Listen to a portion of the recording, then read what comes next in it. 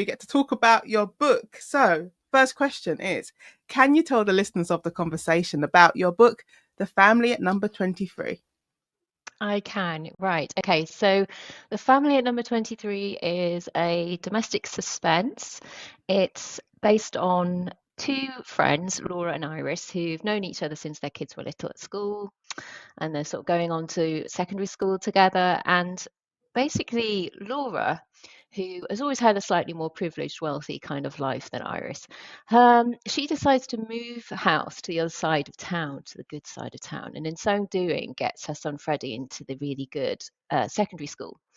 And Iris is a bit devastated about this because she and her husband Steve have only ever been able to afford to rent, and she always feels a little bit on the back foot. And she starts to worry very much about what's going to happen to her son. And it's worth saying that, her son Ben has always been quite a sickly child with allergies, quite shy, quite sensitive. So naturally, Iris is very self-protective of him. She's a bit of a tiger mum. And then one day, Iris is walking home and she bumps into an old lady who's fallen in the street and injured herself. And she helps her back home. And in so doing, she finds that this old lady, Rosemary, lives in one of the big old posh houses on the proper side of town, where her friend Laura has just moved to. And she helps her into the house. And let's just say an irresistible opportunity presents itself to Iris, one that she thinks will solve all of her problems. And events escalate and things take a slightly darker, more sinister turn. So we'll leave it. It's a No good spoilers. place.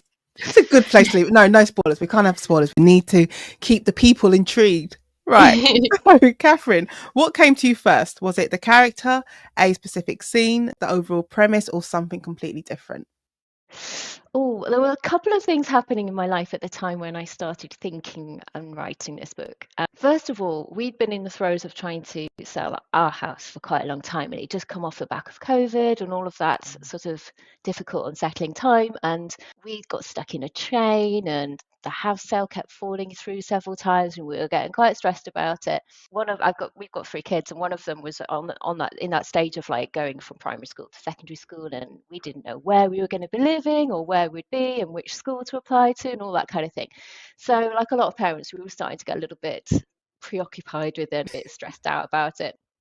And it was only when I took a step back, I thought, this is absolutely bonkers. The fact that we're getting so upset and stressed about this, because it really doesn't matter. Why are we so worried about, property and houses and where we live and catchment areas and, school league tables and all this thing. Back in the day, our parents probably, they just sent us to the local comp and we just got on with it, didn't Yeah. we? And it wasn't a big deal.